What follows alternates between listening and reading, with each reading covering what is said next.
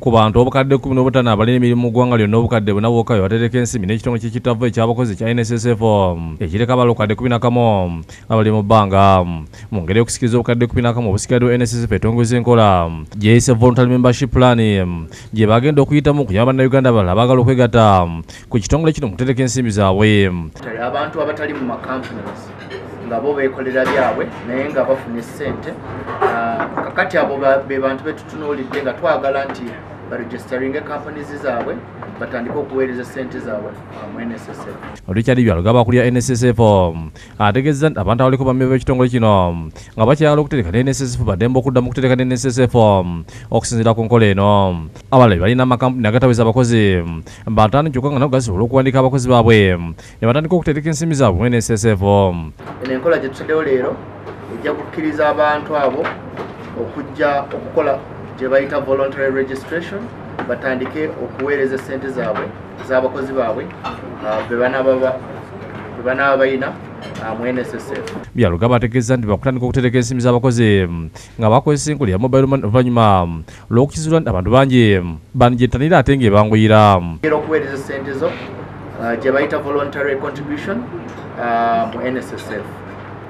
Zino ssente osobola oziweereza mu mobile money gwe mukutu omulala gwe tutaddewo leero nga ogwo omukutu gukkiriza abantu abalina ssente eza voluntary ze baagala okuweereza baziweereze mu either MTN oba mobile money ya Airtel.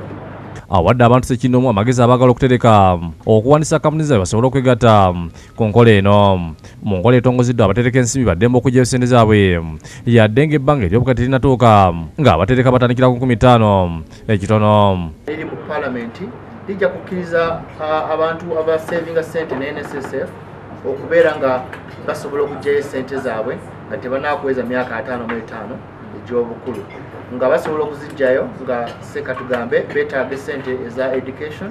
Charles Tedimagwe yaliko emunyenye ya ttiimu y'eggwanga The Cranes y'omu ku bannayuganda okukola nga ekyokulabirako mu nkola etongozeddwa. Ono akubiriza abavubuka okwettanira okutereka ku nsimbi ze bakozeewo kibayamba okweteekera obukadde bwabwe.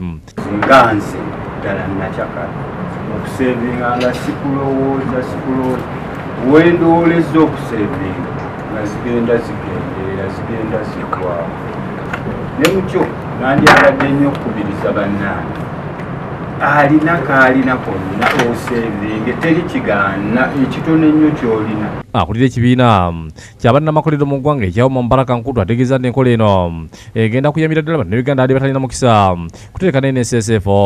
Buli mwaka bw'oba otereseeyo ssente z'otaddeyo si z'osuubira okufunayo, osuubira okufunayo nga zeeyongeddeko zeezimbye.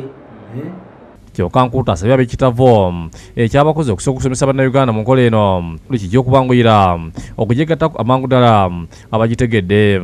Julius Kafuluma yakusakidde eggulu eno ku lwa Bukedde TV.